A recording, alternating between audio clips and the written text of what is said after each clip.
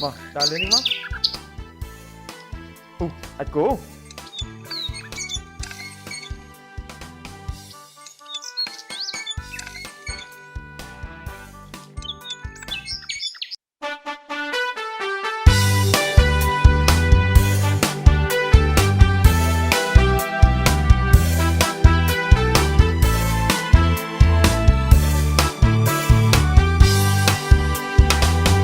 Cònកំសាន្តកាត់ក្នុងព្រៃព្រឹក្សាក៏គុំទេសភាពដ៏សែនស្រង់អស្ចារ្យស្ដាប់សំឡេងសត្វច្រៀងនៅលើវេហា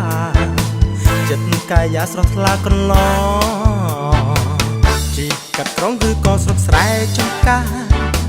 ទៅដល់ទីណាខ្ញុំមានអ្នកនៅកំដរ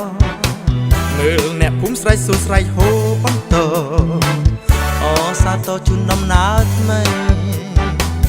ជីកងកំសាន្តកាត់ព្រៃព្រឹក្សាមិនខ្វល់ឡើយណាភាពឯការសាទៅឆ្ងាយមិនខ្លាចជាប់ជួបភ្លៀងក្តៅឬរងា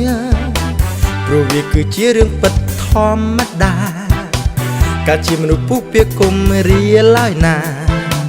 ទើបប្រាថ្នាយើងបានជោគជ័យ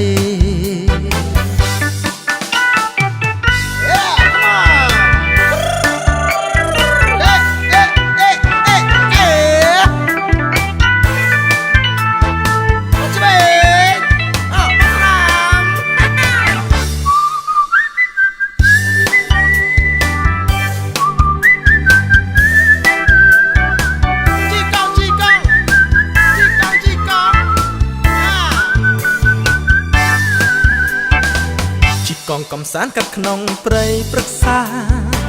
ក៏គុំទេសភាពដ៏សែនស្រង់អស្ចារ្យស្ដាប់សំឡេងសត្វច្រៀងនៅលើវេហាចិត្តកាយាស្រស់ថ្លាកន្លង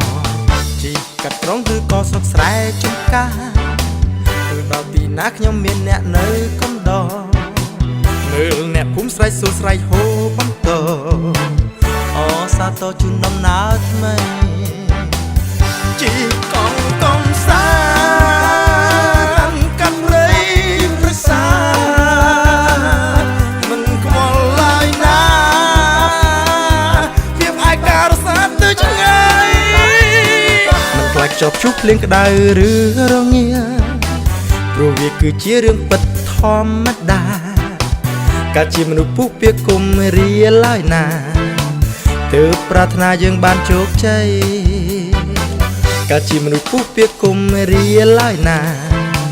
ទើបប្រាថ្នាយើងបានជោគជ័យ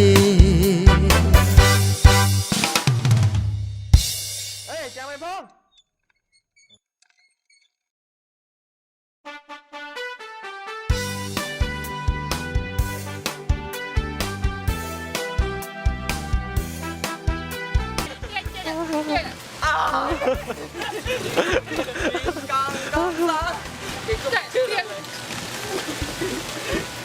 Con